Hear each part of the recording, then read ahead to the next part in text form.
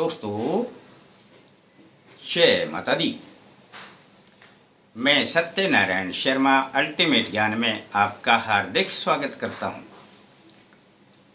दोस्तों, सुभाष चंद्र बोस के एक मित्र ने सुभाष चंद्र के पास आकर के कहा कि मित्र मुबारक हो।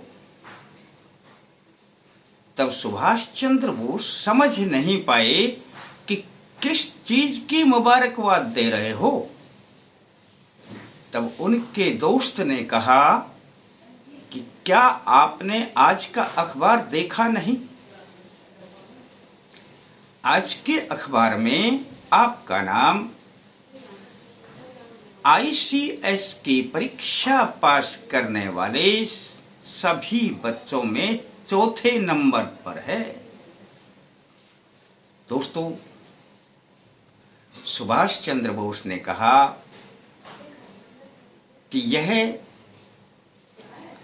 जो आप कह रहे हो ये मुबारकबाद की कोई इसमें ऐसी बात नहीं है। मेरा इरादा नौकरी करने का ही नहीं है। मैंने ICS की परीक्षा पास की तो ये ICS की परीक्षा एक अलग विषय है, ये मेरी अपनी योग्यता और बुद्धि है। परंतु मैं कभी नहीं चाहता कि मैं उन लोगों के नीचे नौकरी करूं जिन्होंने देश को गुलाम बनाया हुआ है। दोस्तों, उन्होंने उस ICS जो परीक्षा थी उसका कोई महत्व न समझा और वे अपने कार्य में लग गए कि मैंने देश को स्वतंत्र करवाना है। दोस्तों, यह एक बहुत बड़ी बात थी और स्वतंत्रता संग्राम में सुभाष चंद्र बोस का नाम अग्रणीय लिया जाता है। यूं ही देश आजाद नहीं हुआ दोस्तों। हम और आप आज़ादी में जी भले ही रहे हैं, लेकिन ये आज़ादी कैसे हासिल की है ये वो शहीद ही जानते हैं जिन्होंने अपना तन मन धन सब कुछ अर्पण कर दिया और देश को आज़ादी दिलवाई। आज 15 अगस्त पर मैं इसी स्वतंत्रता दिवस की सभी बंधुओं को हार्दिक बधाई देता हूँ। ये स्वतंत्रता दिवस हमें उन अपने शहीदों की याद दिलाता है जिन्होंने अपना सब कुछ वतन के लिए न्यौछावर कर दिया। दोस्तों, आज हम छोटी छोटी बातों से परेशान हैं, छोटे छोटे दुखों से परेशान हैं, छोटे छोटे संकटों से परेशान हैं। लेकिन उस वक्त याद करो उन शहीदों को कि क्या वे इन परेशानियों को परेशानियां समझते थे? बिल्कुल नहीं। तो हमें उनको भी नमन करना चाहिए। दोस्तों, अब आ रही है कल जन्माष्टमी और फिर भगवान श्री कृष्ण की याद क्यों ना आए। भगवान श्री कृष्ण का नाम लेते ही एक हंसी चेहरा भगवान श्री कृष्ण का हमारे सामने आ जाता है। बड़े से बड़े संकट में वे कभी उनके चेहरे पर शिकन तक नहीं आई, वे उदास नहीं हुए। वे हर संकटों में नया अवसर तलाश कर लेते थे और अपना मार्ग स्वयं बना लिया करते थे। दोस्तों, भगवान श्री कृष्ण की जब याद आती है, फिर जन्माष्टमी आती है, तो क्यों ना याद आए।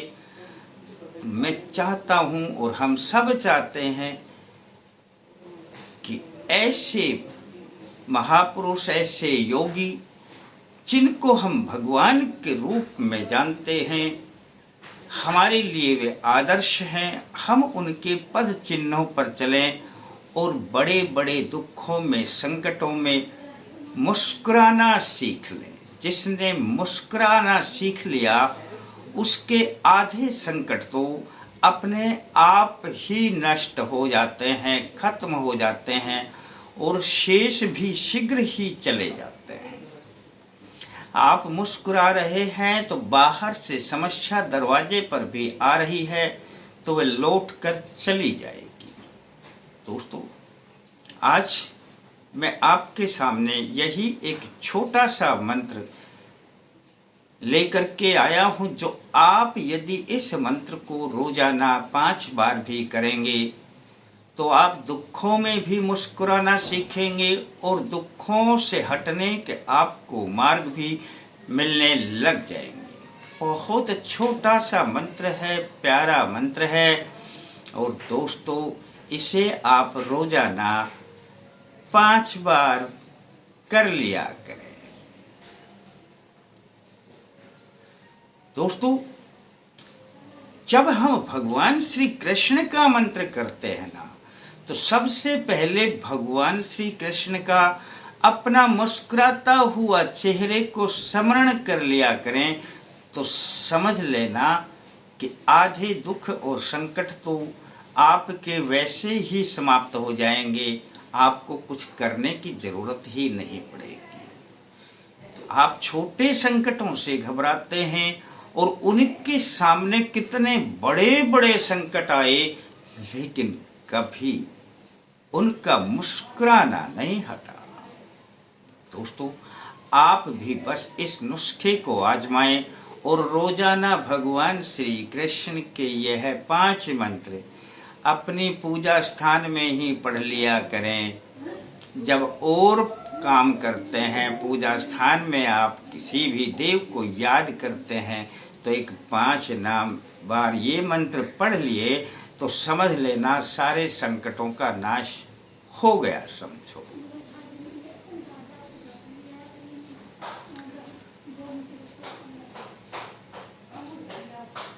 दुख हराए गोविंदाय श्री कृष्णाय नमो नमः। दुख हराए गोविंदाय श्री कृष्णाय नमो नमः।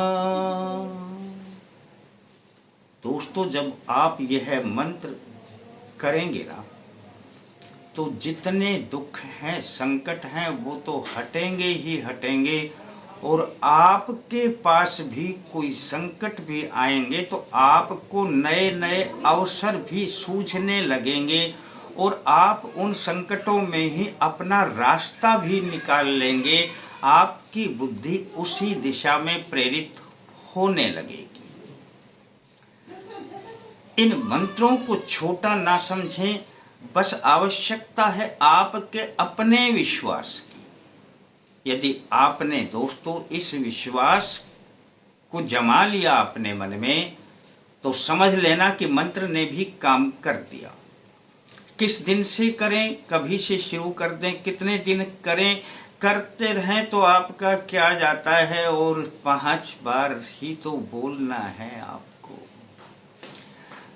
अच्छा लगता है दोस्तों, कर लिया करें। और थोड़ा अच्छा लगे तो लाइक करने के बारे में सोच लें। फिर मिलते हैं दोस्तों नए अंक के साथ। तब तक के लिए जय माता दी।